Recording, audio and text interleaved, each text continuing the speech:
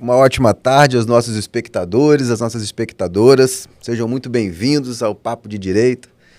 Hoje eu tenho o prazer de receber aqui o meu querido Henrique Viana, diretor de operações da K2 Consultoria Econômica, um AIS, um cara que eu tenho uma profunda admiração e aprendi a respeitar muito nesse curto espaço de tempo que a gente se conheceu e vem trabalhando em alguns projetos. Henrique, seja muito bem-vindo, obrigado pelo convite. Você tinha compartilhado comigo, né, um tempo atrás, que tinha vontade de gravar, eu também tinha essa vontade de gravar.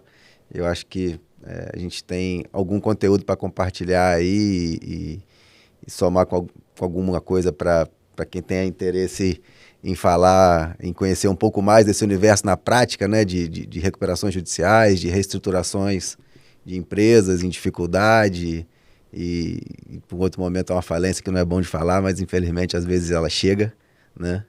Então, muito obrigado por aceitar o convite, dividir comigo esse desafio.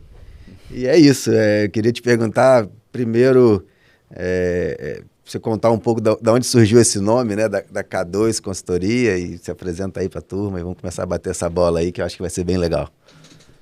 Primeiramente, boa tarde a todos. Para mim, fiquei muito feliz, tá, de receber esse convite e muito honrado. Felipe é um cara que eu admiro muito. É um cara que tem todo o meu respeito, todo o meu carinho, um profissional aí ímpar, que a gente já está mais ou menos há uns 2 anos trabalhando em um projeto juntos. Acho que é isso. Um projeto bastante complicado. Para 3, né?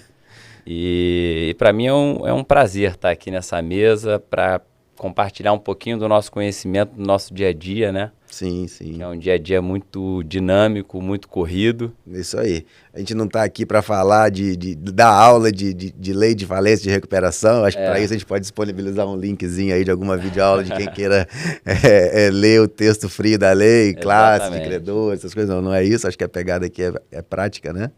A ideia, eu fiquei bastante intrigado e bastante feliz com esse convite, justamente por isso, né? Você trazer esse assunto, que é um assunto muito técnico, né? Muito ali respaldado à lei, para um bate-papo, a gente aqui trocar um pouco essa ideia dos nossos casos práticos, né? Do que vem acontecendo.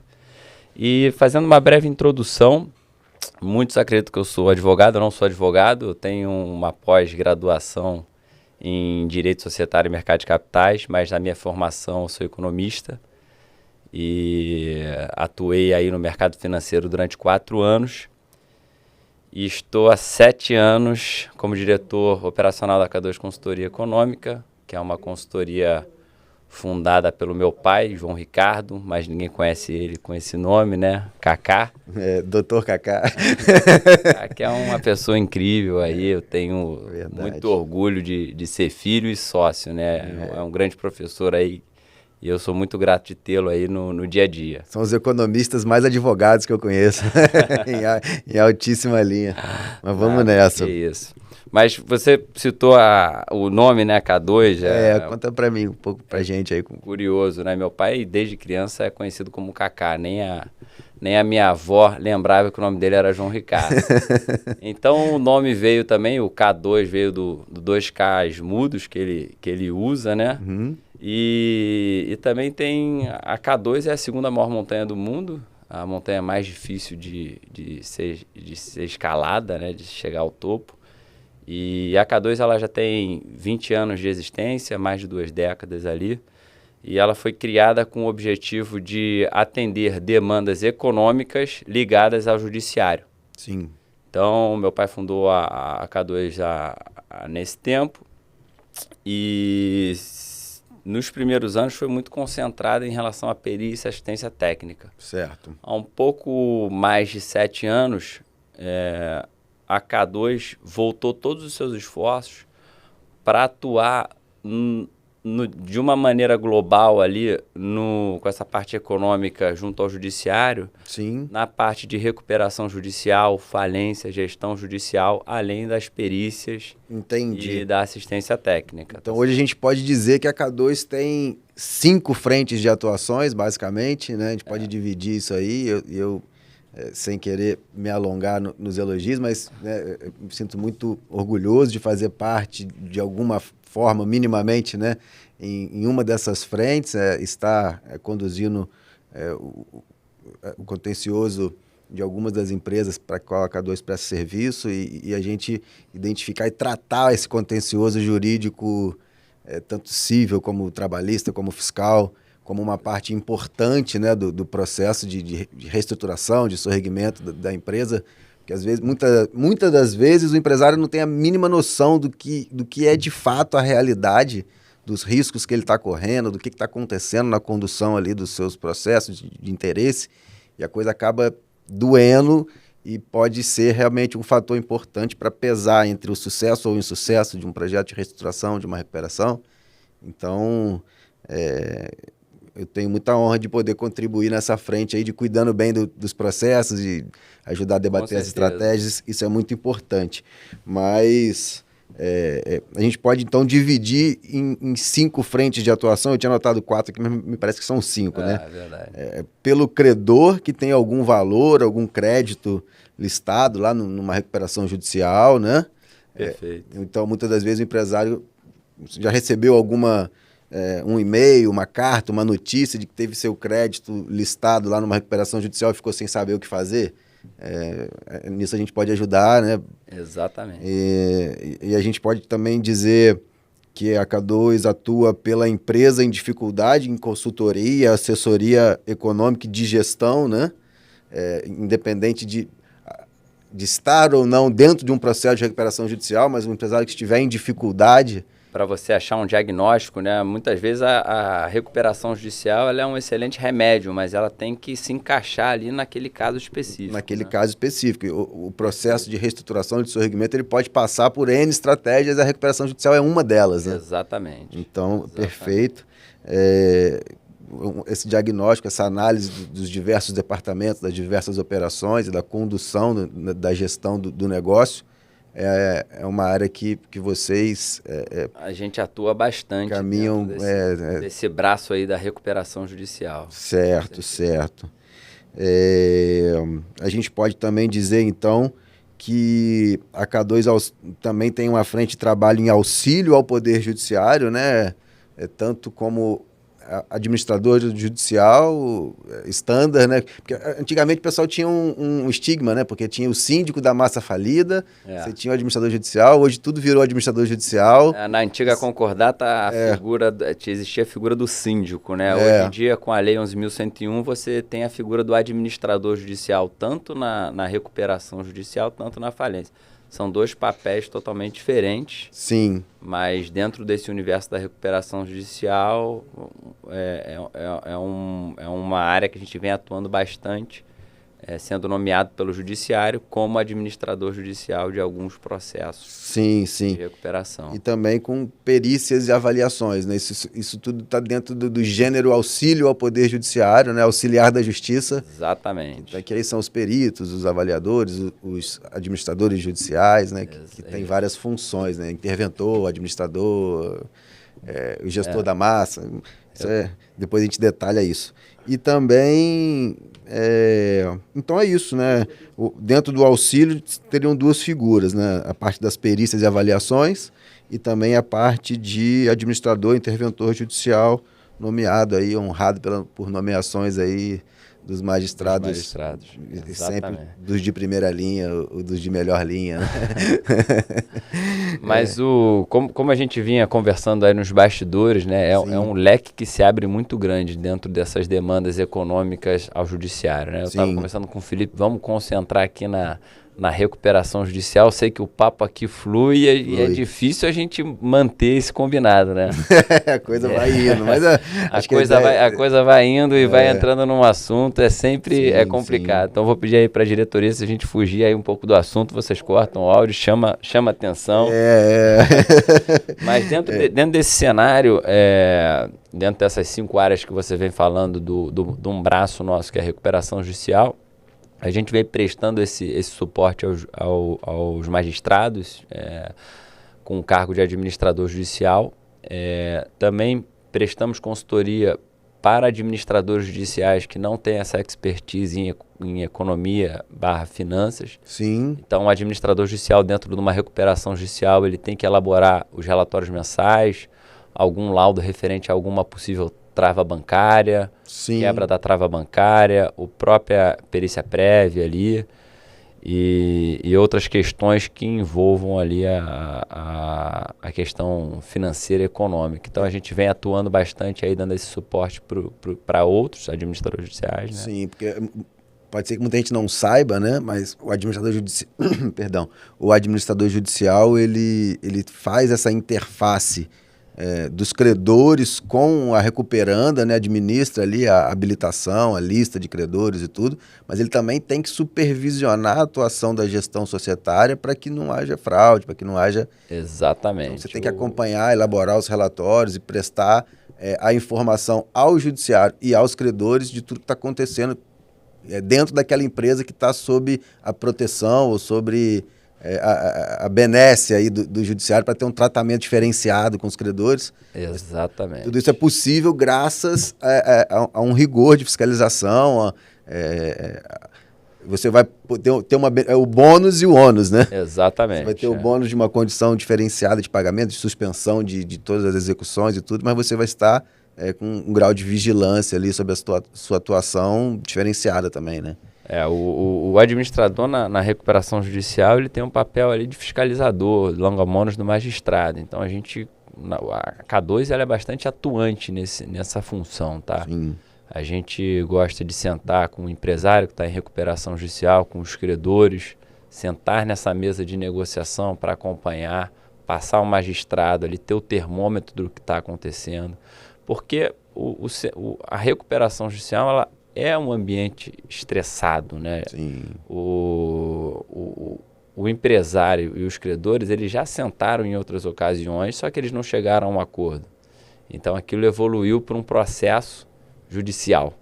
Ou não sentaram, né? Ou então o gestor foi omisso, tem um problema de formar o sucessor, de empresas familiares, que também é um assunto que a gente pode tocar daqui a pouco, que é complicadíssimo também, né? Exatamente. E aí quando você chega realmente no cenário do processo judicial da recuperação, os ânimos estão na altura, todo mundo bastante enervado, né? Exaltado ali.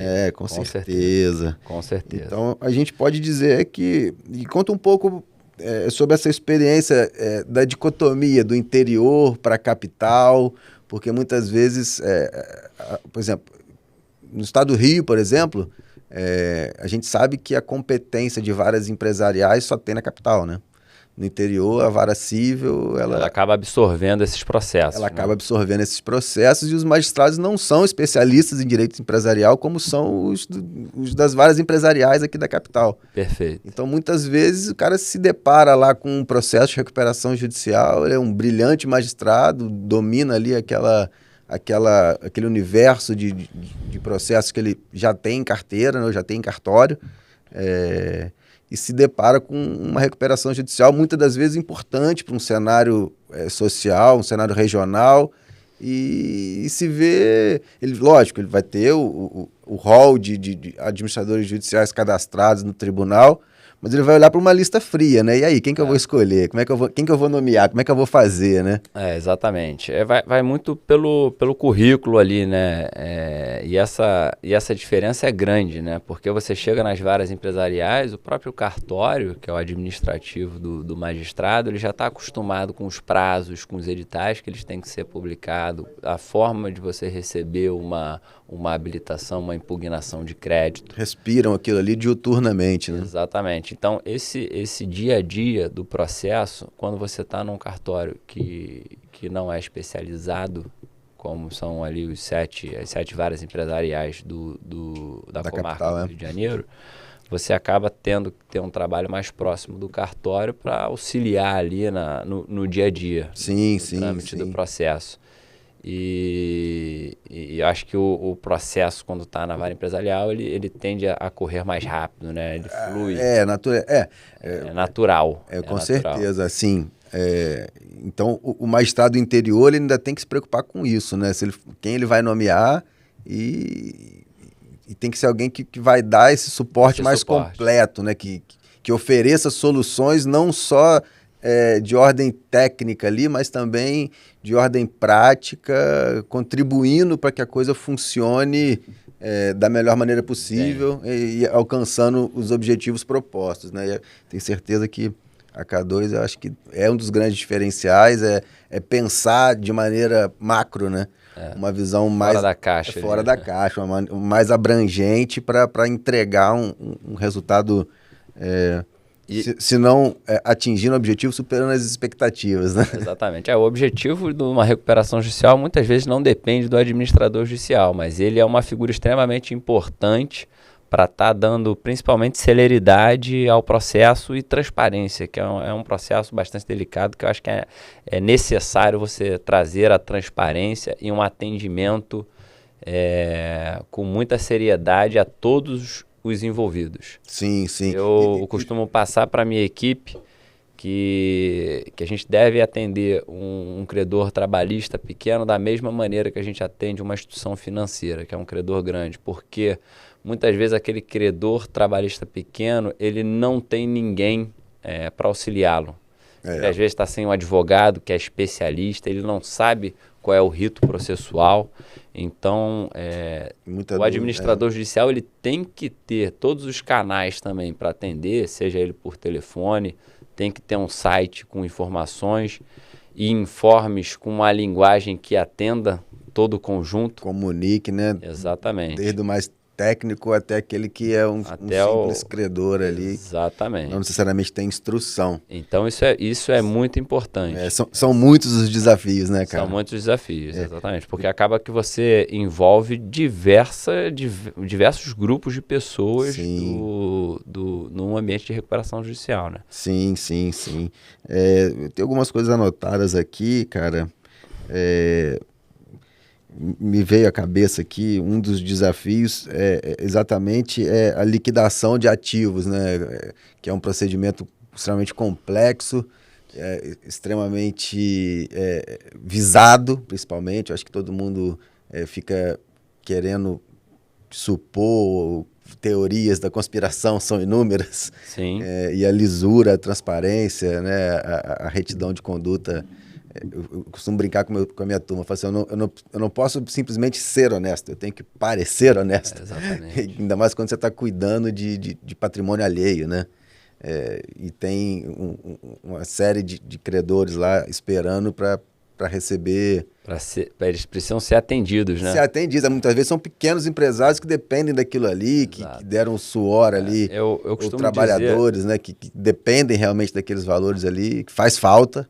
Com certeza. Então, tudo isso tem que ser tratado com muita responsabilidade. Eu costumo dizer que um empresário que está em recuperação judicial, ele fica muito restrito ao crédito. Dificilmente você vê uma instituição financeira criando aí uma linha de crédito para empresários que estão em recuperação judicial. É verdade. É muito difícil. Você tem a figura do DIP, né, que é um empréstimo para empresas que estão em dificuldade. Sim. E essa figura ficou mais forte com essa alteração da lei, né, da 11.101. Trouxe um conforto maior para os interessados em emprestar dinheiro a essas empresas, mas é muito difícil, o mercado é muito escasso.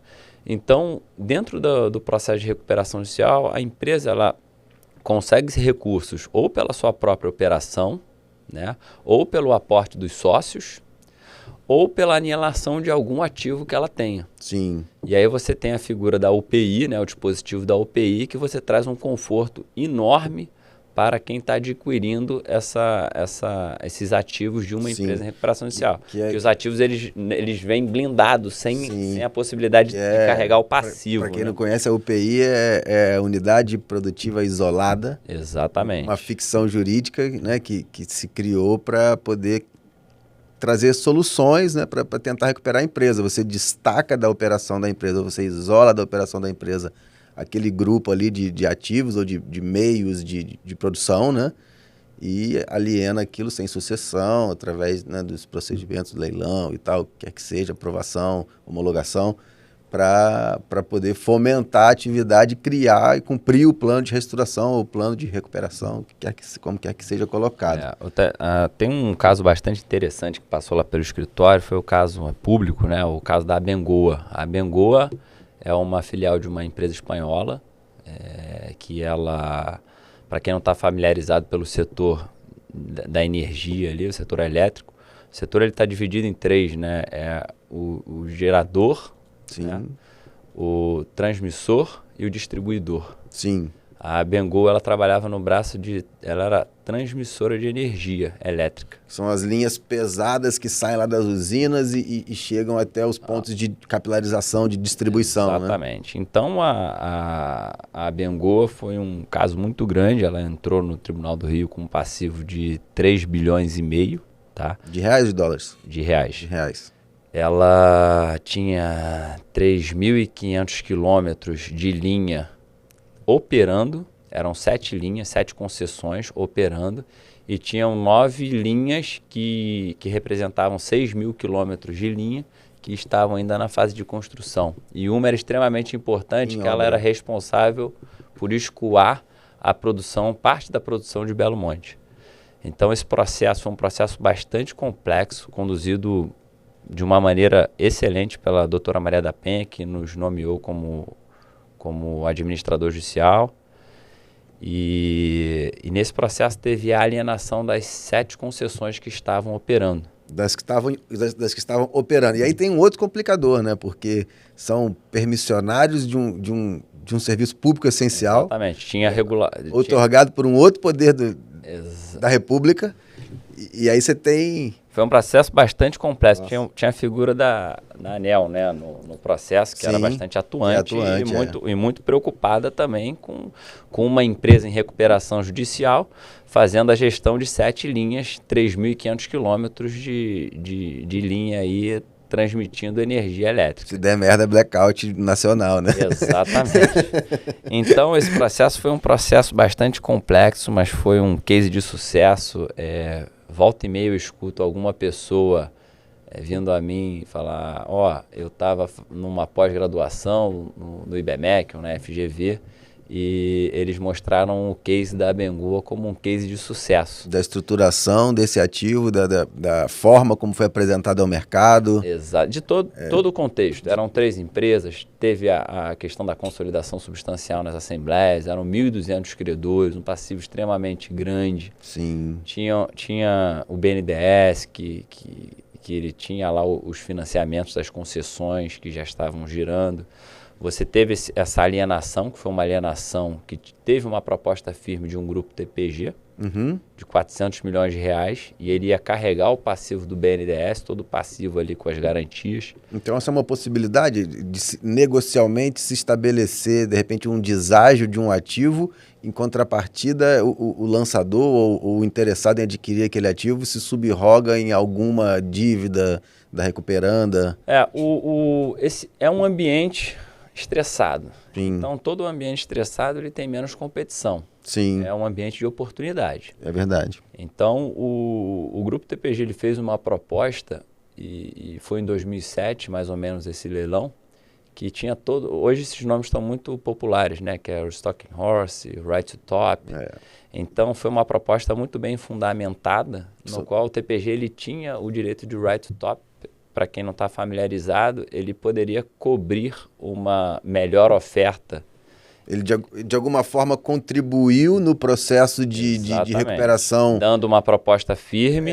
De alguma forma, ou ajudando a balizar um preço, uma precificação de um ativo. Perfeito. Ou dando um suporte, uma garantia de que aquela arrematação vai acontecer. Exato. Ele trouxe esse conforto para o processo. Olha, eu estou trazendo uma proposta firme e em troca dessa proposta firme, ele teve o direito de right to top, que era que no final de uma possível lances orais ali, alcançando um determinado valor, ele poderia cobrir a melhor oferta em 1%. Então, nós, administradores judiciais ali, eu lembro que não estávamos esperando ninguém vir com uma proposta, porque é muito específico, né? São concessões de transmissão. E aí teve um grupo que trouxe uma proposta, aumentando em 20% o valor do lance do TPG. todo mundo ficou ali, o que está acontecendo, quem é esse grupo, como é que é. E no dia o TPG exerceu o direito dele de preferência, e né? cobriu a proposta. Isso aí acabou entrando um recurso que ninguém esperava no processo, foi muito bom. Elevou o bilhete ali do ativo, né? Exatamente, elevou aquele bilhete do ativo e a gente conseguiu, que eu digo em todo o contexto, aqueles recursos foram destinados aos credores, conseguimos destinar aí mais de 80 milhões para os credores, tá? Maravilha. Então foi um case aí. Isso é bacana. Então é importante, né, o pessoal saber que existem ferramentas de você mesmo no ambiente estressado e de oportunidades, você com uma boa assessoria, você alcançar posições mais interessantes para adquirir aquele ativo e isso é um trabalho bacana. Eu não posso esquecer também de citar aqui a condução do Ministério Público, foi o meu professor, o doutor Leonardo Marques é um fera, que né? conduziu aí também o processo fera. junto à doutora Maria da Penha, que só decisão ilustre no processo. As decisões que saíram no processo a gente tinha curiosidade de ler, porque era sempre uma aula ali. Quando o time é bom, dá gosto, né? Foi um case de bastante sucesso. Eu tenho muito orgulho de ter participado desse caso aí. Mas nem só de flores vive o administrador judicial, né? Exatamente. Também tem muito osso, né? Tem, com certeza. Eu fiquei sabendo que teve uma história aí, eu não me lembro se foi... Olha o Felipe vindo aí com novidade. Eu não me lembro se foi com vocês ou com quem quer que seja, mas o cara tava me falando que me deram um presente, né? Era acho que já estava em fase de falência, uma empresa de ônibus, e o pátio era numa localidade extremamente perigosa, dominada pelo crime organizado. É verdade. E lá estavam estacionados algumas centenas de ônibus, em uma estrutura enorme, aquilo parado, o pessoal precisando receber. E aí você tem que negociar com o pessoal da segurança, o pessoal da localidade, tem que conversar com N pessoas. Todo mundo ali, né? Para poder vender aquilo, tem que achar um destinatário adequado. Ali foi uma casa que já era uma falência, que tinha arrecadado uma garagem, né? Na zona norte do Rio de Janeiro.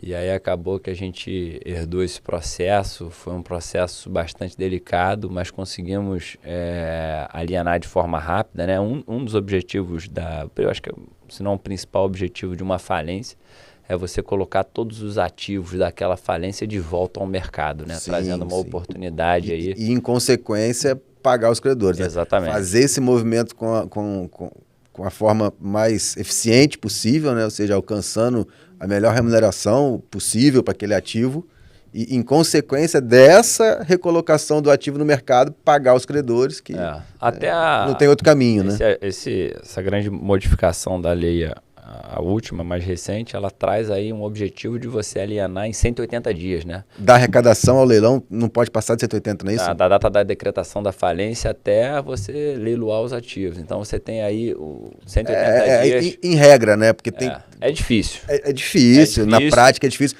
Nem mas sempre eu acho que o legislador ele teve um cuidado de dar esse recado.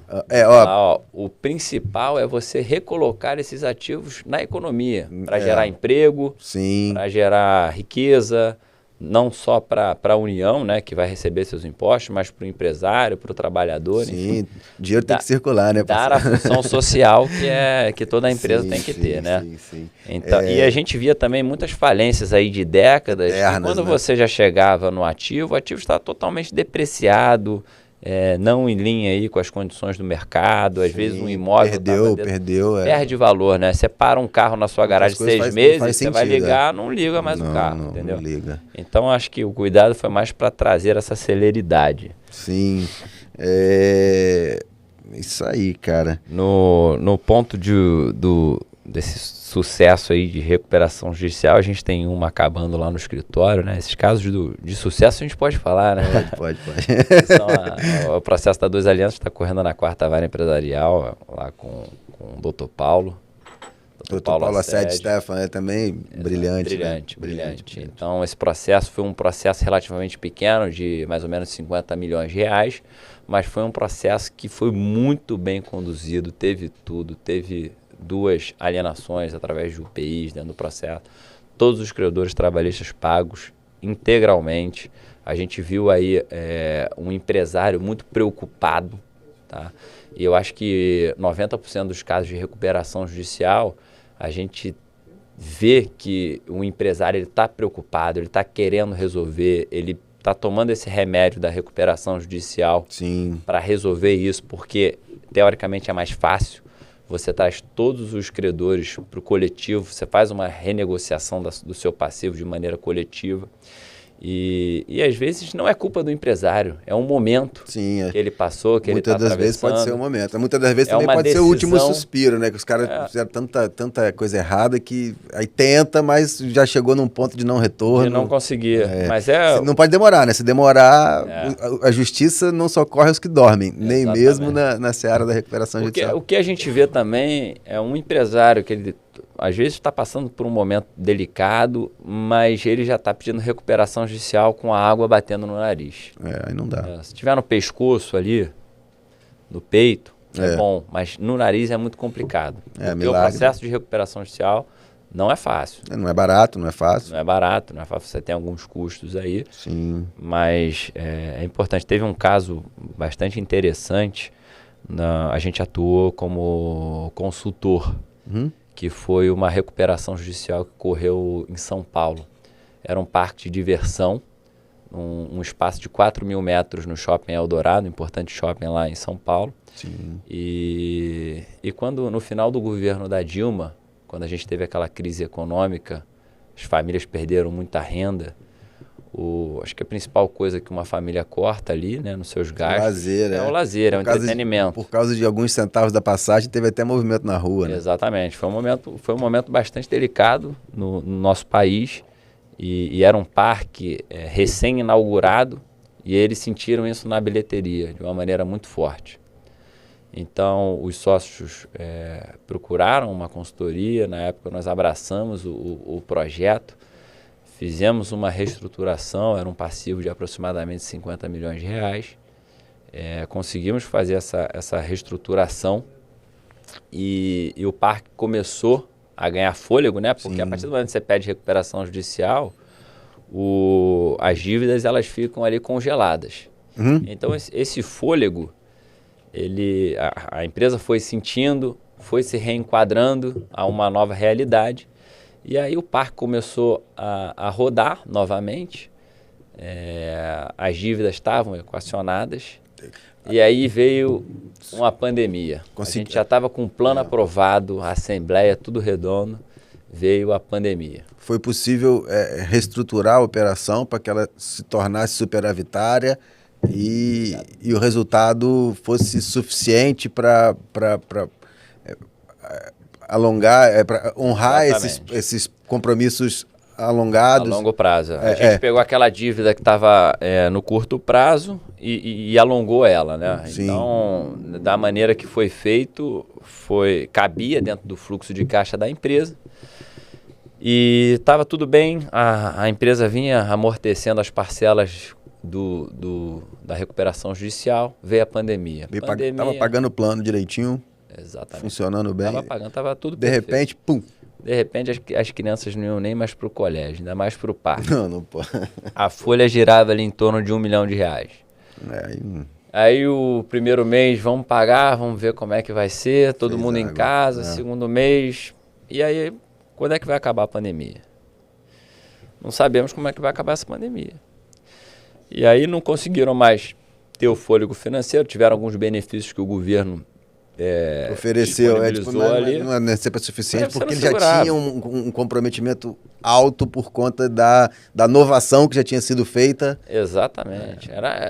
Foi muito difícil ali, e, enfim, ficamos 2 anos pensando no que íamos fazer. E aí, em um determinado momento,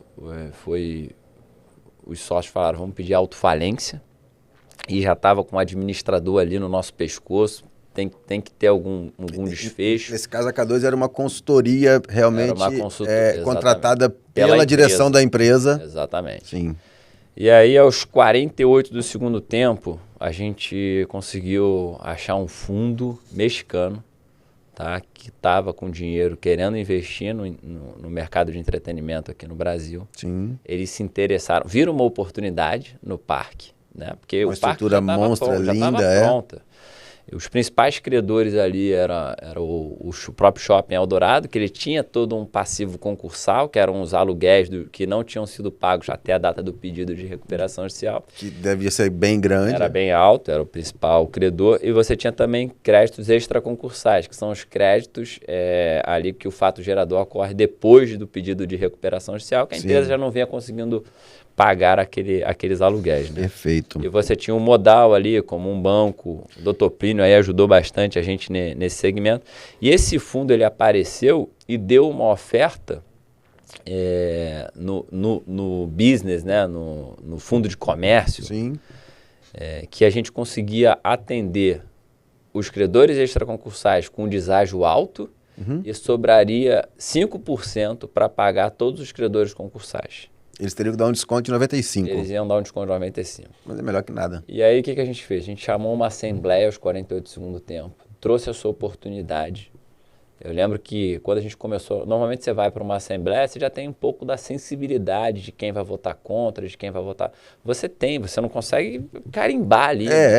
Mas você sabe. Assembleia é assembleia, né? Inclusive a nacional funciona mais ou menos assim também, né? Quando a coisa vai para o plenário, vai para votação, já tem todo um trabalho de bastidor ali para que não se gaste energia de maneira desnecessária, nem se exponha a risco quem não pode correr esse risco, que são os credores, né? Que são a gente estava com suporte aí, Dr. Uri participou comigo, queria mandar um abraço pro Dr. Uri, excelente advogado. Brilhante, que ele é um gênio, né? Ele é fora da curva. Então a gente começou uma assembleia ali, que foi uma assembleia muito calorosa, o clima estava tenso, mas o que a gente colocou foi o seguinte, olha só, se for um ambiente falimentar, primeiro, para o shopping é horrível, porque você vai ter 4 mil metros fechados, lacrados, o administrador judicial vai ter que vender tudo aquilo do parque. Imagina você vender tudo de um parque de diversão. Desmontado. Cara, o shopping, ele se colocou no lugar de uma falência, ele falou, cara, esse cenário vai ser horrível para mim. Então, o que o shopping fez? Ele aceitou receber os 5% dele.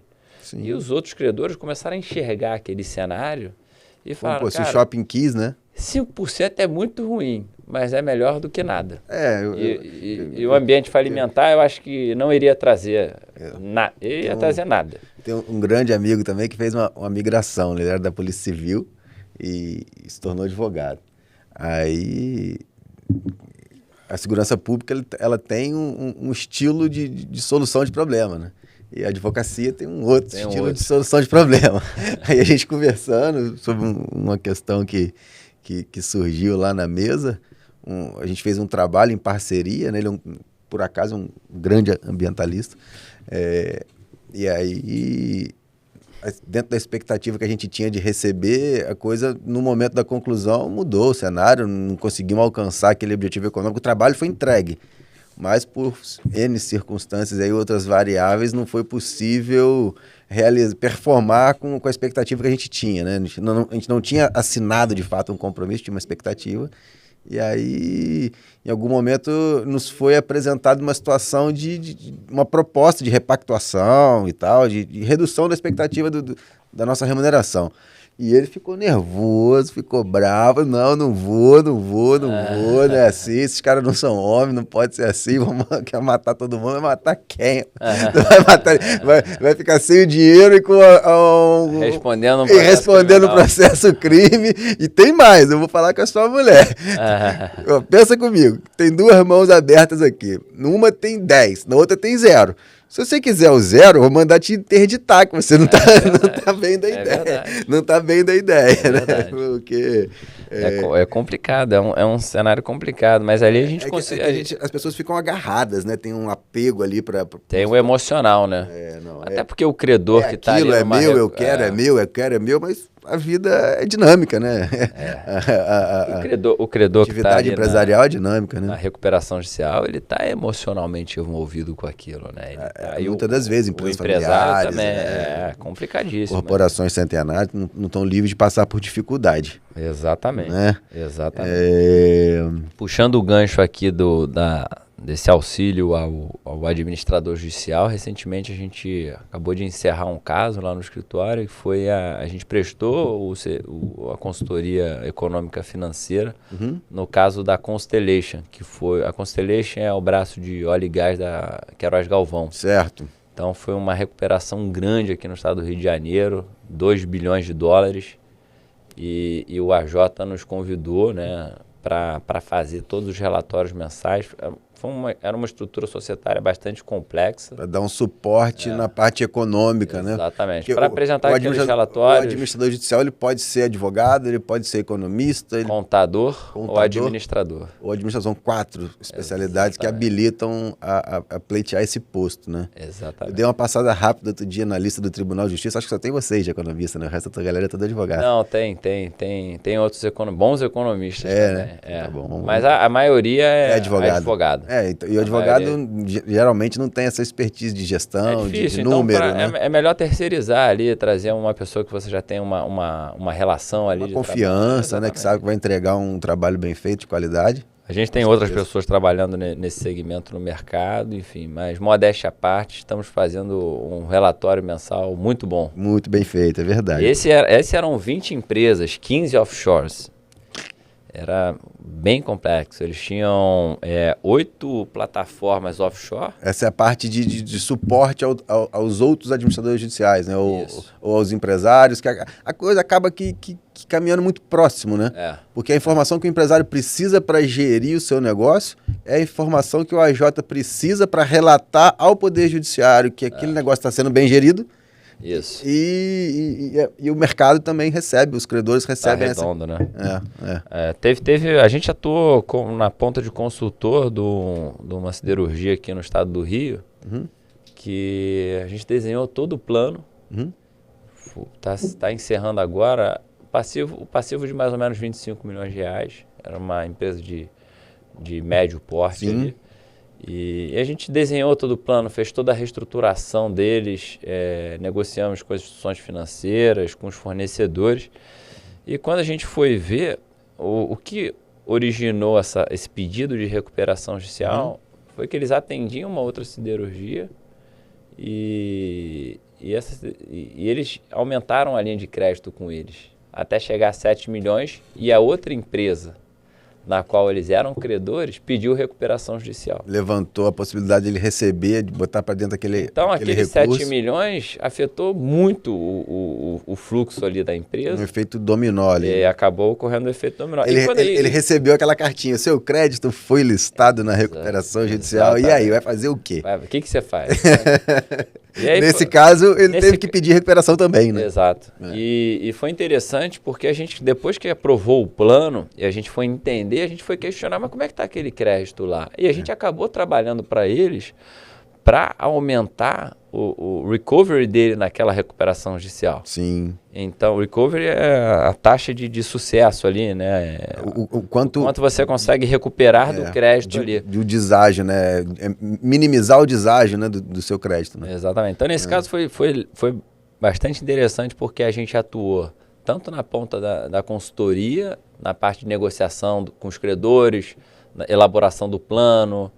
Porque aprovar um plano não é fácil, né? Não. É difícil. Você tem essa estatística de planos não aprovados, de planos aprovados? Eu não tenho essa estatística, mas se você me perguntar o que você prefere trabalhar, eu acho que eu prefiro trabalhar na ponta do administrador judicial. Porque o administrador judicial, ele não tem aquele responsabilidade de recuperar a empresa. Sim. Entendeu? Não, mas a parte mais prazerosa, assim, é que te dá mais desafiador. Mais desafiador é quando você aprova um plano. Porque sim, aí nesse caso, na verdade, você, quem tem que aprovar o plano é o advogado que está propondo a recuperação, é o empresário que está buscando profissionais capacitados para mostrar para o seu universo de credores ali que a empresa tem capacidade de pagar, que ele só precisa realmente dessa reparação. Desse fôlego ali, exato. porque a coisa tende... Mas demonstrar isso aí numa peça jurídica, numa peça técnica, não é fácil, né? Não é fácil. E essa peça técnica, ela só é elaborada depois de muita conversa com muitos credores. Sim. Então, porque não adianta você chegar lá e querer impor a sua condição, porque não é império, né? É democrático, todo mundo tem um voto. E é um mundo muito dinâmico, né? O Felipe chegou para uma reunião lá no escritório, a gente tinha saindo de uma reunião da Varig cedo, depois tivemos uma reunião para falar de 2 navios do estaleiro Eisa, que está em recuperação judicial, e o Felipe chegou para falar de uma empresa de ônibus. Aí quando a gente começou a falar da empresa de ônibus, eu falei, 1h da tarde, a gente já falou transporte aéreo, transporte naval ali, né, o marítimo, e agora a gente está no rodoviário terrestre. Já fechou o triângulo ali. Multimodal, está quase completo, só falta nave espacial. Então, vamos chegar lá. É um mundo muito dinâmico, mas é um mundo que se comunica. Os processos, eles são distintos ali, né? A gente trabalha numa empresa de logística, um supermercado, material de construção, mas se você vê, eles se comunicam. A questão de fundo, o espectro é bem pequeno, né? De questões elementares, né? Fundamentais. Os princípios vão ter uma aglutinação ali. Que se convergem. Que permite você passear por diversas especialidades, aplicando a técnica de maneira a alcançar um bom resultado, independente do... Lógico, as particularidades têm que ser observadas também, né? Sim. Mas a coisa pode ser tratada inicialmente com a mesma base, com o mesmo princípio, e aí você traz o especialista para tratar do... Exato. Até porque quando você trabalha como administrador judicial ali, você tem uma receita, né? Que você tem que ir seguindo. Sim. Então você tem que seguir toda aquela receita. A história é essa. Tem que ir sentindo as negociações estão avançando. Hoje o mercado, se você for observar, os grandes executivos passeiam, né, por diversos ramos de atividade diferente. A gente imagina que não possa ter nada a ver, mas a questão de fundo é muito parecida, né? Sim. Foi uma oportunidade que eu tive de atuar também como auxiliar do Poder Judiciário, numa intervenção que a gente precisou fazer lá num hospital público. E aí tinha que montar um time, né? Porque uma situação terrível. Uma OS tomando conta de um hospital público de grande porte, de média e alta complexidade, eram 176 leitos, não são muitos milhões, mas são muitas vidas, né? Com certeza, é complicadíssimo. Referência de traumatorpedia, neurocirurgia, UTI neonatal, 5 centros cirúrgicos. E aí a Defensoria Pública entrou com uma ação civil pública contra o município e a OS para poder restabelecer a regularidade de atendimento. O hospital estava praticamente sem funcionar. Era absurdo. O médico não tinha condição de trabalho, não tinha fio de sutura, um complexo de quase 20 mil metros quadrados de área construída. É complicadíssimo. E aí o cara internado tinha que ir na farmácia comprar dipirona, porque não tinha. Uma situação louca. E em algum momento a gente foi chamado a intervir, né, pela 5ª Vara Civil de Volta Redonda. E quando chegou lá, a gente se deparou com um rombo no almoxarifado, na parede do almoxarifado que dava para a rua, tinha um buraco de 1 metro de diâmetro. Eu falava, não é possível, né? Nunca vai ter nada aqui. O caminhão chega de manhã por baixo, as pessoas mal intencionadas vaziam a noite por cima, né? Impressionante, triste, né? E aí, na época de montar o time para conduzir esse projeto, que era de remunicipalizar a gestão desse hospital, porque a prefeitura não conseguia montar uma comissão para tirar a OS e retomar a gestão. Então a ideia era solucionar problemas históricos de contratação. Tinha 50 anos que nenhum médico tinha assinado um contrato recebendo no RPA e desabastecido, tudo. A gente teve que trazer um administrador para poder conduzir a parte executiva da coisa, um médico para ser um diretor médico responsável técnico pelo hospital, e eu fui nomeado como um advogado para manter toda essa estrutura de pé, porque intervenção judicial em hospital público são pouquíssimos casos no Brasil, Então não tinha resposta pronta para quase nada, era construir tudo do zero e a coisa tinha que ficar em pé. Sim. E aí a gente acabou contando com a ajuda de um profissional que era do ramo de telecom, nunca tinha experimentado a gestão hospitalar, mas tinha o médico, que esse sim tinha todo o know-how da especialidade do universo, né? Do core principal ali, que seria produtos médicos, equipamentos médicos, mas tudo é produto, tudo é equipamento, né? Então você parte de boas práticas de gestão, boas práticas administrativas, aplica no universo daquele caso em específico, traz o profissional especialista para dar o ajuste fino. Exatamente. Mas as boas práticas são de boas bases, né? Então você consegue passear por diversos assuntos e isso que você falou é maneiríssimo mesmo, porque eu chego lá na K2 e a gente começa a conversar. E o papo vai indo, né? Começa falando de avião, fala de navio, fala de ônibus, fala de frota de automóvel. O Elon Musk que nos aguarde, né? Daqui a pouco a gente vai fazer a RJ da Starlink. Mas um ponto aí que está muito em alta ali e a gente tem chamado bastante aí para fazer os laudos da quebra da trava bancária. Isso é interessantíssimo, né? Isso é bastante. Falar em laudo, vamos falar um pouco dessa parte de perícias e avaliações também, que isso é muito legal, né? Porque é um serviço que acho que a história da K2 começou com isso, né? Começou, exatamente. Teu pai era nomeado para ser perito avaliador, perícias contábeis, assistência técnica, né? O que permite legal e moralmente trabalhar no mercado particular e também por ser bom nisso, você acaba atingindo o status de auxiliar da justiça, né? De prestar o serviço para o tribunal. Perfeito. A gente está tendo a oportunidade de trabalhar desde o início do processo de recuperação judicial da Oi. É isso que eu ia te falar, aquele laudo ficou lindo. É um dos maiores processos aí do Brasil, do mundo, né? O processo de recuperação judicial da Oi é gigantesco, com quase 70 bilhões de passivo ali que foram reestruturados. Os maiores escritórios aí de advocacia envolvidos. Foi um grande case aí que eu acho que está chegando a um resultado final agora. Eu vi agora na mídia aí, parece que o pessoal quer repactuar alguma coisa aí, a TIM, viu? Dar uma ré aí. Discussão ali sempre vai ter, sempre vai ter, mas vamos falar do laudo que ficou lindo. Tiveram 2 laudos aí importantes nos últimos meses, que a gente teve o enorme prazer de participar, que foi uma proposta da Sky, sim, pela aquisição da Oi TV. Era mais ou menos uns 800 milhões de reais. Uhum. E o plano de recuperação judicial da Oi, ela está bem norteada para que a Oi concentre seus esforços na fibra, né? Sim. E para a companhia não fazia mais sentido tá em cima ali da Oi TV, investindo recursos, energia naquele projeto. Então a gente recebeu com bons olhos essa proposta da Sky. Entretanto, tínhamos que dar aí um certo conforto aos credores, ao magistrado, ao Ministério demonstrar Público. Que aquele ativo, que aquele valor fazia sentido dentro do cenário, pelo aproveitamento que ele tem, o que está envolvido. Perfeito.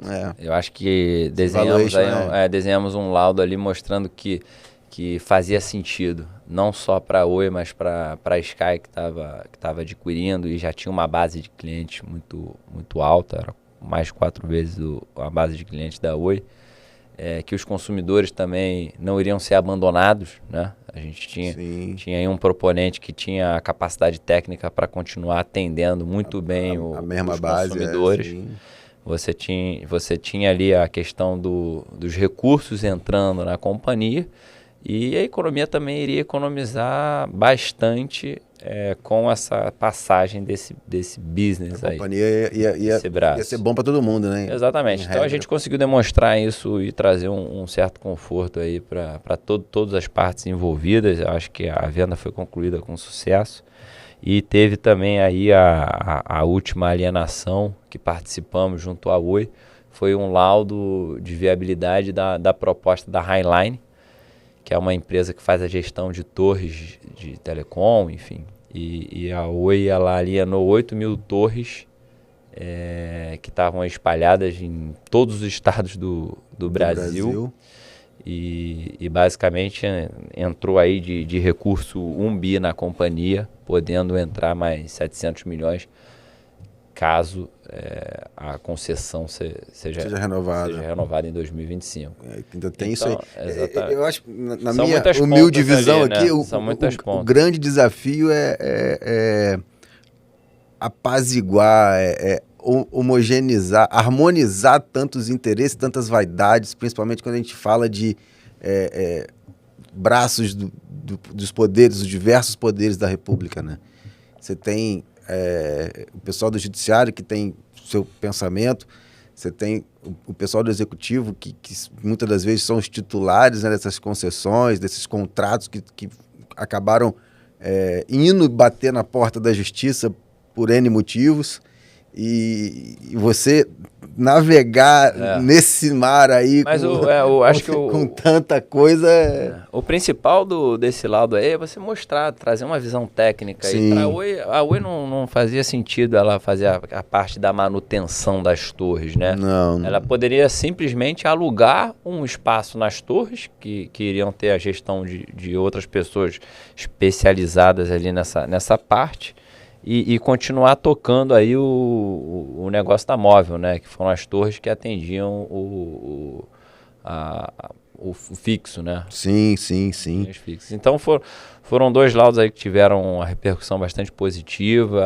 A companhia conseguiu aí seguir com alienação e cumprir aí com um plano de recuperação judicial.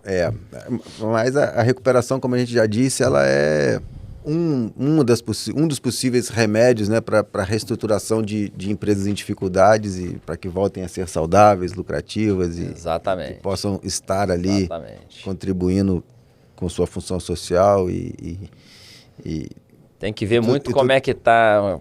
Às vezes chega um cliente, possível cliente lá no escritório, eu vou pedir recuperação judicial. Aí você vê que a dívida dele é com um banco. Não faz sentido, Sua dívida é com um banco XPTO. Não cabe uma recuperação judicial. Vamos eu sentar com fisco. Para quem não está familiarizado, o passivo fiscal ele não participa da recuperação judicial. Não participa. Hoje a gente tem aí, com essas modificações todas, você tem um conforto maior, uma possibilidade de renegociação melhor. Então, uma empresa que está em estado de recuperação judicial, ela consegue negociar com o fisco melhor. Mas exatamente, ela tem uma posição diferenciada, né? Exatamente. Eu acho que o legislador entendeu que aquela empresa ela precisa de um fôlego. Se a justiça julgou viável e que ele tem representatividade a receber essa proteção, né, diferenciada, nada mais democrático, mais razoável de que essa avaliação, esse crivo de viabilidade ou de relevância, né, arraste benefícios também por outros... E o que a gente vinha observando, né, essa nova legislação ela trouxe uma forma de negociar melhor, até porque você, quando está em ambiente de recuperação judicial, eu acho que todo mundo tem que perder um pouquinho para todo mundo ganhar. Sim, e o fisco tem que também está nesse jogo junto. Ele tem que participar do jogo e tem que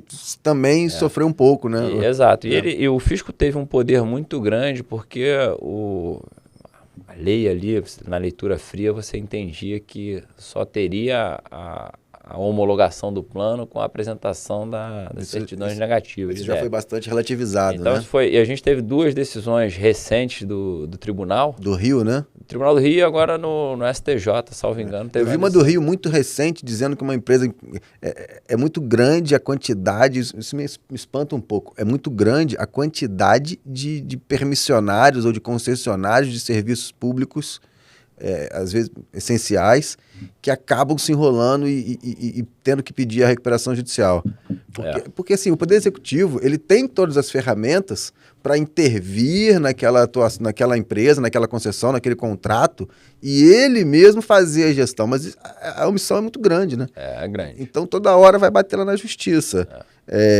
E eu vi agora recente, né, no Tribunal do Rio, me parece que era uma empresa de ônibus, que estava em recuperação, mas, lógico, estava todo endividado, por mais que tenha expressamente no texto da lei, quando ela é deferida, né, a recuperação passa a ser inexigível a apresentação de certidões negativas para participar de concorrências e tudo, é um efeito automático, né, do deferimento. Só que você tem também a obrigação de apresentar essas certidões para que o plano seja homologado. Agora o STJ derrubou isso. Deu uma caída. No Rio... Rio teve a decisão agora nos hotéis Otton. Acho que foi. Na do Rio, o pessoal falou, eu achei até de grande teve uma decisão razão. Agora do tribunal numa empresa que a gente até atua como administrador judicial, que foi a Supermercado Novo Mundo. Entendi. Essa era uma empresa de ônibus, eu não lembro qual foi. Várias pediram, né? Foi uma enxurrada de pedido de recuperação. Aqui no Rio de Janeiro... Muito provavelmente vai ser uma enxurrada de falência, que é muita gente despreparada. Mas o tribunal disse, olha, se ele, nesse caso, esse cara tinha ganho a licitação, ele é um contratado regular do serviço de transporte público passageiro, e na época da licitação ele apresentou as certidões negativas, ou seja, foi validado, habilitado no certame, então não fazia sentido nenhum, agora que ele está em dificuldade, que ele foi regularmente contratado, ele ter a falência decretada num serviço essencial porque ele não tem certidão negativa. Então, sim, isso foi faz sentido, né? É contra o sistema, né? Então, isso foi relativizado. Muitas das vezes o Congresso não conta com os melhores redatores, né, para poder escrever os textos da lei. Às vezes chove no molhado. Aí acaba surgindo as jurisprudências, né? O tribunal a justiça tem que atuar. Tem que ir ajustando. Outro dia estava lá, tô fazendo, né, o LLM de Gestão Jurídica Empresarial lá da FGV, super recomendo, um puta de um curso. Bom. E o pessoal estava comentando, né, acho que da Lei da Liberdade Econômica, se eu não me engano, alguma coisa encomendada muito às pressas lá por alguém do Executivo Federal e acaba chovendo no molhado, não contribui, também não diz nada, mas fazem política, né? É verdade. Mas enfim, então não é razoável, né, você exigir de alguém que está endividado que apresente certidão negativa, mas também não é razoável deixar o fisco aquém do processo de recuperação. Tem que ser tratado e não pode ser esquecido, né? Acaba também que nessas licitações aí que o município, o estado, enfim, os governos, eles precisam dessas certidões. Se você não deixar uma empresa em recuperação judicial, que provavelmente vai estar aí devendo ao fisco, participar, quem está perdendo é a população. Porque muitas vezes o cara que está em recuperação judicial, ele precisa de obra. Ele está se ativando para... Ele precisa daquele movimento. Sim, mais uma pessoa ali participando da licitação, botando preço melhor. A concorrência é sempre satisfatória. Então eu acho que isso aí o judiciário já até ajustou isso e os juízes que são os patronos da recuperação judicial, normalmente eles dão decisões judiciais dando a oportunidade da empresa em recuperação judicial participar daquela licitação. Maravilha. Vamos falar um pouco dessa parte de assessoria mesmo para os empresários em dificuldade, do quão é importante, né, diagnosticar e analisar cada um dos departamentos ali da organização, da companhia, a questão dos assessores econômicos, a questão do trato dos departamentos jurídicos, sejam internos, sejam terceirizados, o cuidado que se tem que ter com essas rúbricas, né, do passivo oculto trabalhista ou do passivo oculto civil. Por quê? Então, o da boa ou má orientação técnica no processo de sorregimento. Você comentou comigo, me parece que tinha um caso de um pessoal de farmácia que acabou fazendo um péssimo negócio por má orientação. Isso foi um caso um grupo aí, sabendo, far away, um caso que passou ali pela gente, que foi um caso bastante delicado, que o empresário já estava num estado falimentar, e ele estava fechando alguns pontos. Mas foi decretada a falência, não? Não. A empresa ainda estava em ponto de insolvência, vamos chamar assim. Questão de um varejista que estava aí com alguns pontos, ele estava simplesmente fechando. Aqueles pontos comerciais, eles tinham um valor econômico ali. Sim. E aí eu estava numa primeira conversa, ele já estava em recuperação judicial. por que a gente não cria uma UPI e vende esse ponto comercial? Mas eu estou em recuperação judicial, não posso vender nada. Não é assim, né? Então aí Tu tá muito mal orientado, na verdade. Exatamente. Você vê a necessidade de você ter um bom assessor ali do seu lado, entendeu? Isso aí faz total diferença num sucesso. E aí é um ponto de convergência da assessoria jurídica com a assessoria econômica, né? Que é onde eu acho que a gente consegue fazer uma boa parceria e caminhar bem. Com certeza, porque o ideal, eu digo, né? O ideal é você trazer um assessor financeiro e um assessor jurídico. Muitas vezes eu vejo uma empresa caminhando só com assessor jurídico. Se você tem um assessor financeiro, eu tenho a certeza que ele vai te trazer uma economia até numa negociação com os credores mais técnica ali. Sim. Que esse valor vai ser compensado. Assim, daqui da parte jurídica mais purista, vamos chamar assim, de dentro do universo dos processos, o que a gente consegue perceber é que muitas vezes o empresário não enxerga qual é o real risco que ele está correndo, o tamanho da conta que ele pode pagar ou não pode pagar. Por quê? Você tem a faculdade de quem está demandando contra a empresa atribuir um valor à causa e não necessariamente aquele valor vai ser... A condenação tem potencial de chegar até aquilo. Então você tem que fazer uma análise mesmo aprofundada daquele material, estudar aquela carteira de processo para você delimitar o risco com maior grau de acuidade, de precisão e passar essa informação gerencial com base científica para a coisa não ficar no achismo, né, na especulação. E trazer esse sentimento. Realmente, aqui você tem muita chance de perder até tanto. E a partir dessa informação científica, você traçar estratégias para tratar... Que são diversas, né? Que são diversas. Pode partir para um acordo, pode partir para um... Agora a gente tem uma agressão. O dispositivo da mediação, né? A mediação, que eu acho que é fantástico. Fantástico, a coisa disputa judicial tem que ser exceção. A beligerância tem que ser exceção. A questão da mediação assim na vida, extremamente importante. Assim na vida como no universo empresarial, né? Eu acho que brigar tem que ser a última opção. Com certeza, com certeza. E dentro da briga... O debate em alto nível sempre tem que prevalecer, o bom senso, né? Com certeza. Com razoabilidade a coisa tende a fluir melhor para todo mundo. Aí... O Instituto da Mediação acho que veio enriquecer aí o Instituto da Recuperação Judicial, né? Sim. Desde 2015, né? Acho que é grande mérito do nosso ilustríssimo ministro Fux, esse código, tem várias críticas, mas eu acho que evoluiu muito do que era de 73 para cá.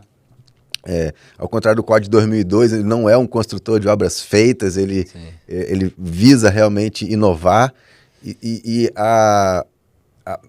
expressar, né, o apoio, o fomento expresso da justiça multiportas, né, de você desestimular o conflito, de buscar os meios alternativos de solução da divergência, né? Isso é fantástico, isso é muito bacana. Modéstia à parte, eu tenho um grande mediador lá, né? Meu pai... Seu pai é sensacional. Para mim, ele é um grande mediador. Harmonizar tantos interesses... do jeito dele ali. Do jeito dele, harmonizar esses interesses... Do jeito dele calmo ali, ele consegue... Vai tocando, vai fazendo, acelerar. Calmo 220. Nossa Senhora. Mas eu acho que é isso, cara. É importante, e é bom a gente também destacar que nem sempre... grandes labels, assim, grandes marcas são sinônimo de serviços de boa qualidade, né? Com certeza. Você ter informação com base científica, informação segura, para mim não tem preço, porque pode se reverter numa economia fantástica, como pode se reverter num prejuízo estrondoso, astronômico, a má escolha de um profissional. Com certeza. Eu posso citar aqui como exemplo que passou na minha carteira de processo recente.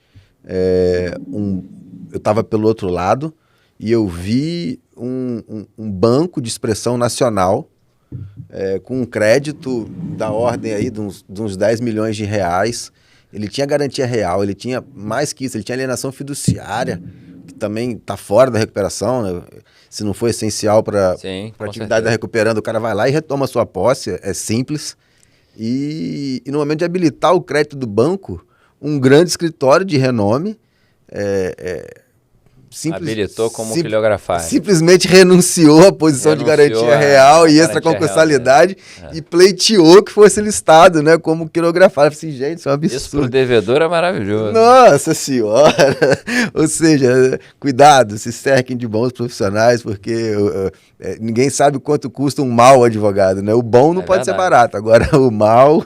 Verdade. E aí eles se viram numa posição de extrema fragilidade, lógico, eles requereram, mas também não seria assim, ainda teria remédio. Só que quando ele se viu na posição de fragilidade, a gente negociou um acordo... Você aumenta o seu poder de barganha numa negociação, né? Aí eu não estou negociando de posição de inferioridade, né? Estou negociando de um outro patamar. Né? Estou tentando te ajudar. Já dizia o nosso querido Bruno Henrique, outro patamar. E aí a gente acabou fazendo um excelente negócio, né, para o cliente e a dívida ficou por 20% do valor de face do papel. Isso foi muito legal.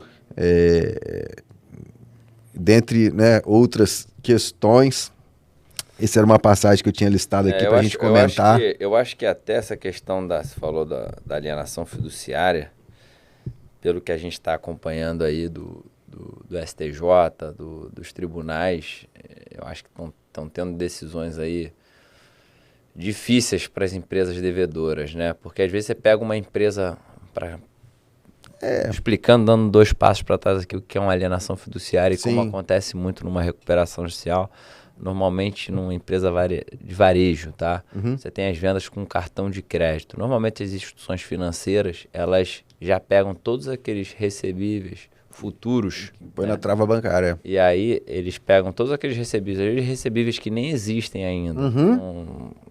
Que não foram vendidos. Uma projeção de venda, uma projeção de performance e transforma em papel, né? Exatamente. Então eles pegam todos aqueles valores, né, a receber, uhum, e travam.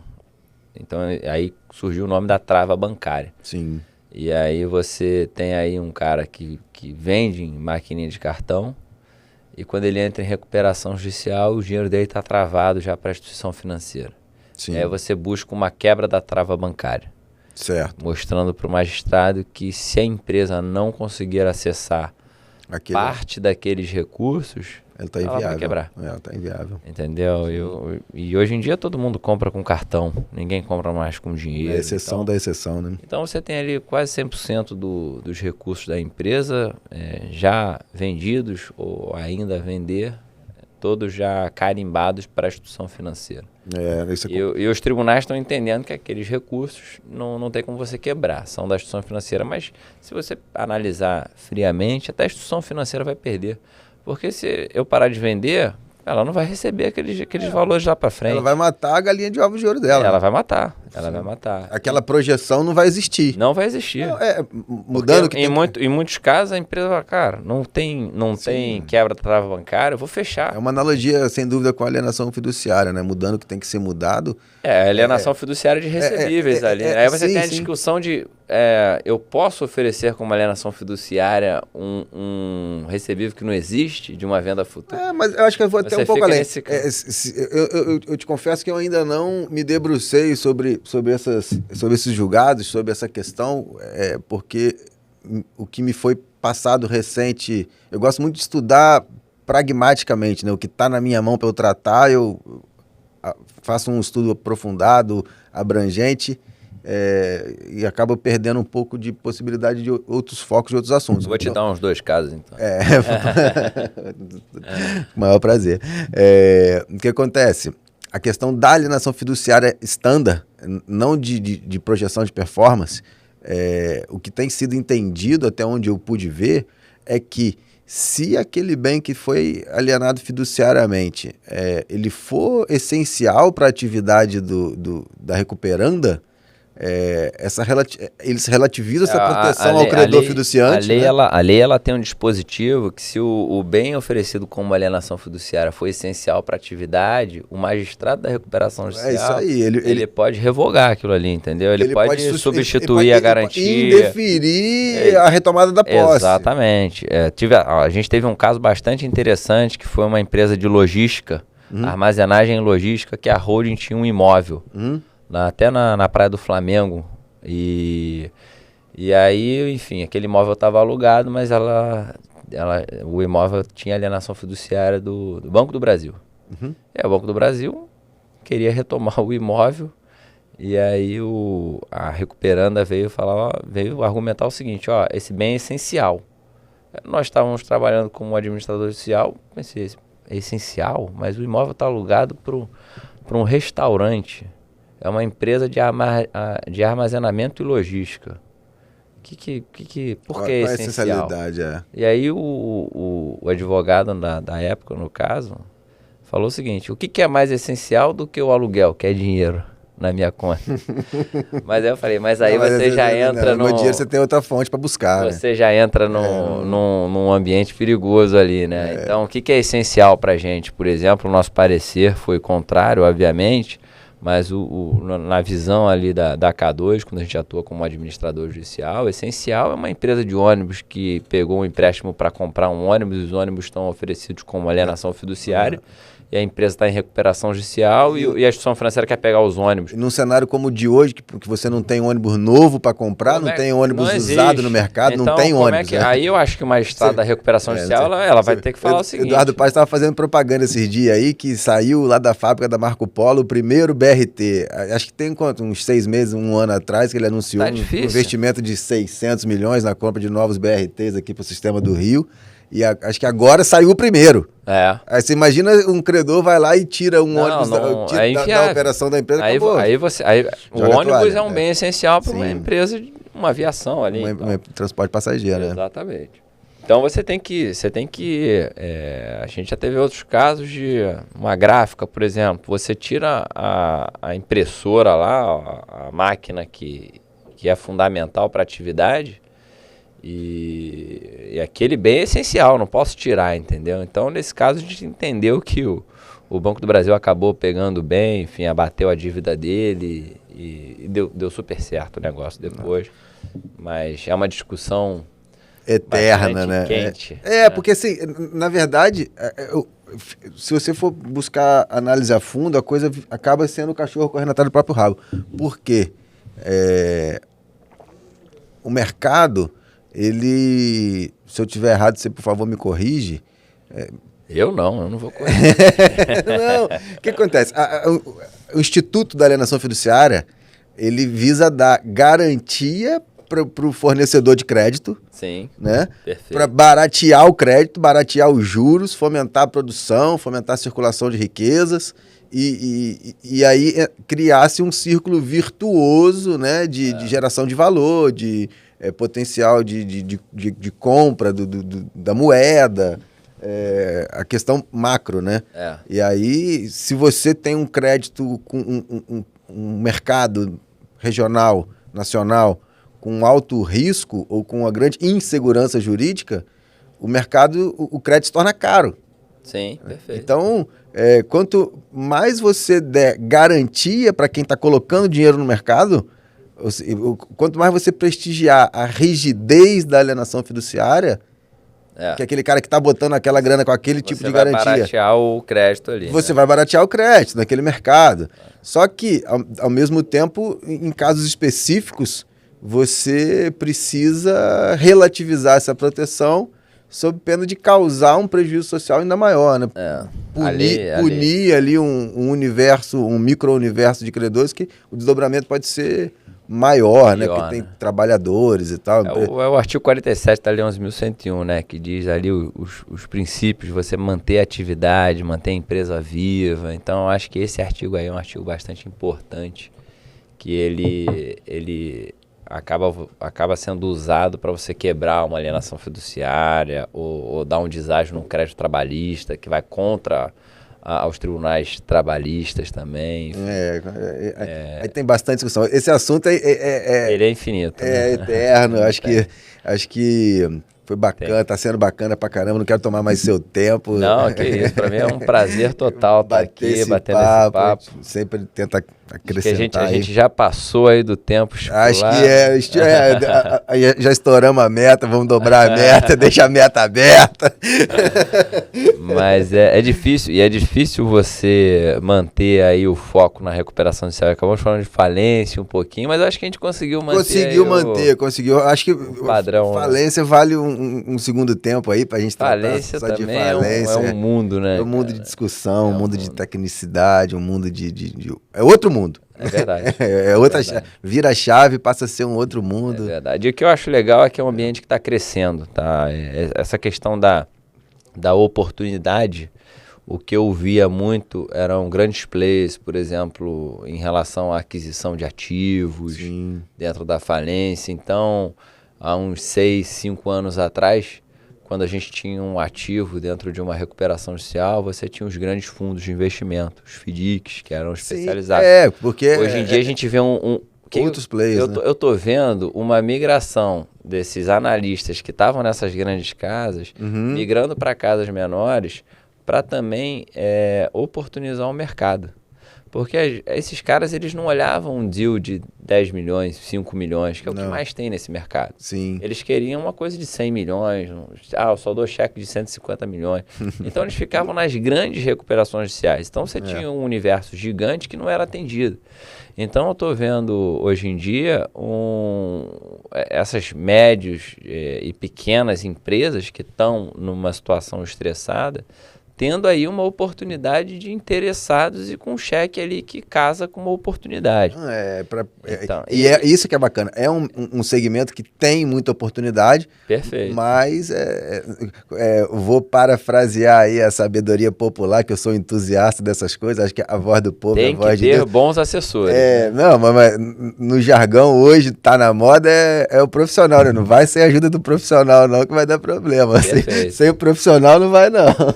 Perfeito. A oportunidade tem, mas com certeza. Vai com o profissional. Com certeza. E acaba que hoje em dia você vê os ativos que são negociados em bolsa, esses ativos, eles são muito precificados. Você tem muita gente olhando para aquele lá. Sim. Então você chega numa ação que está listada em bolsa, aquele preço ali, ele tem ali uma volatilidade, mas... é mínima, né? É difícil você ver fundos de ação, ainda mais nesse cenário aí conturbado, rendendo valores absurdos. Quando você vai para um FDIC, que já começa a ver os ativos estressados, é onde você tem as oportunidades maiores. Dá trabalho, tem mas a menos rentabilidade... gente olhando, entendeu? Dá trabalho e tem risco, mas a rentabilidade é proporcional. O risco vai ter em todos os lugares. Se você tiver... Quanto melhor o seu assessor, menos risco você está correndo. Com certeza. E quanto mais trabalho, mais rentabilidade, né? Exatamente. E quando você está num ambiente que não tem tanta concorrência, né? Que não tem tanta gente olhando, né? Você consegue ali aproveitar mais o que tem na mesa, né? Com certeza.